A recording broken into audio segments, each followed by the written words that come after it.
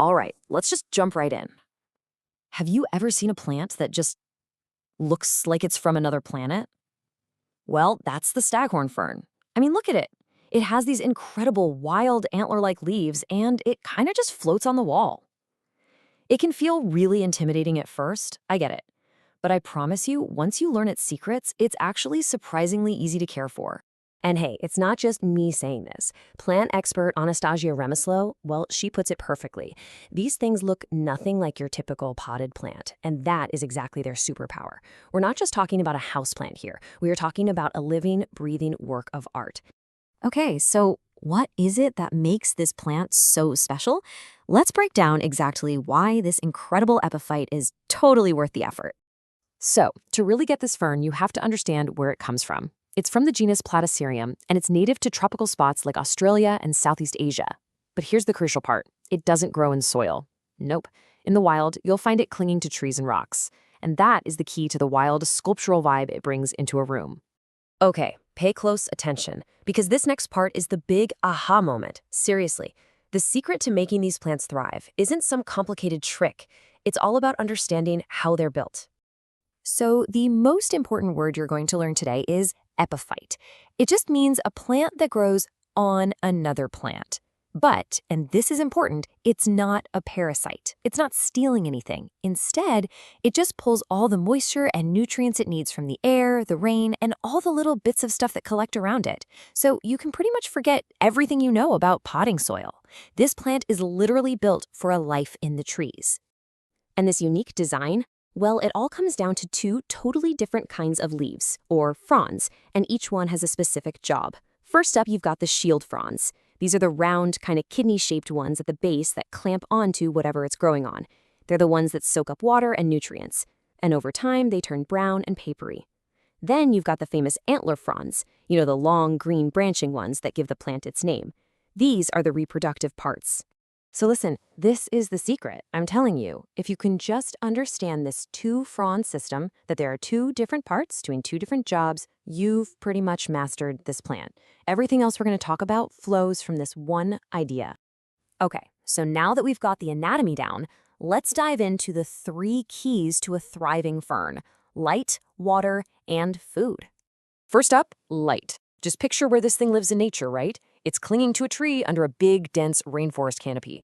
So it loves bright, filtered light. It does not want direct, scorching sun that will fry its fronds. An east, west, or even a south-facing window can be great. Just make sure you have a sheer curtain to break up that light. If it's not getting enough, you'll know, because those gorgeous antler fronds will start to look a little sad and droopy. Okay, let's talk watering. I know this is the part that intimidates people, but it's really just a simple ritual. Think of it like creating a mini rainstorm. About once a week, or whenever the base feels a little dry, you're going to take the whole plant down from its mount. Then you give it a really good soak. Just submerge that whole root base in room temperature water for, say, 15 to 20 minutes. Let it really drink its fill. And then, this part is super important, let it drain completely before you hang it back up. No one likes wet feet, right? Oh, and here's another little tip. These guys love humidity. So to really give it that steamy rainforest vibe, just mist the green antler fronds a few times a week. It makes a huge difference. I'll absolutely thank you for it. And finally, feeding. This part is super easy. Just remember, in the wild, these things are just catching little bits of debris. They're not heavy feeders at all. So during spring and summer, when it's growing, just give it a balanced liquid fertilizer that's diluted to half strength, maybe every 2 to 4 weeks. In the winter, you can pull way back, maybe once a month or even less. That's it. All right, you've got the basics down. Now it's time to become a fern detective. We're going to talk about what your plant is trying to tell you so you can solve any little mysteries without ever panicking. Okay, let's tackle the #1 question that sends new owners into a total spiral. You see these brown, dry, papery leaves starting to form at the base, right under all that gorgeous green. Your first thought is, oh no, is it dying? No, the answer is absolutely not. This is totally normal. It's actually a healthy sign. Remember that 2-frond system we talked about? Those are just the old shield fronds doing their job. They're building up this protective little nest for the roots. So whatever you do, please do not remove them. Now for the actual problems you might see, this chart is basically your cheat sheet. See some black spots at the base? That's almost always overwatering or root rot. The base needs to dry out a bit. Got some brown, crispy tips on those antlers? That means it's underwatered or the air is too dry. And if the fronds are wilting or drooping, your plant is thirsty and it needs a deep soak right now. See? Once you know the signs, it's pretty simple. Okay, so you've totally mastered the care. You're practically a pro.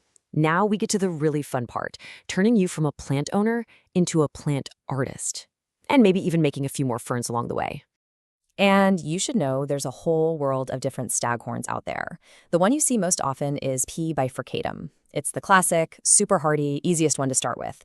If you want something a little more unique, look for a P. vici, which has these amazing silvery blue leaves. And if you're feeling really ambitious, the P. cyperbum gets absolutely massive. It's a real showstopper. So what's better than one staghorn fern? Well, more staghorn ferns, obviously. They make these little offsets, or pups, at their base, and you can actually propagate them. All you do is use a sterile knife to carefully separate one, making sure it has some roots. You let that little cut dry for a day or two, then you mount your new baby fern onto its own plaque with some moist sphagnum moss. It is so rewarding to watch it grow. And this is where you can really get creative. I mean, the classic look is mounted on a beautiful piece of weathered wood, and it's stunning. But don't stop there. You could create a whole living wall with a few of them, or hang one in a macrame holder for that perfect bohemian vibe. You can even put smaller ones in hanging glass terrariums. Think of it less as a plant and more as a design element for your home. So there you have it, the staghorn fern. It's not some big, scary mystery, is it? It's a masterpiece. You now understand how it's built, what it needs, and all its amazing potential. So really, the only question left is, how are you going to display your new living sculpture?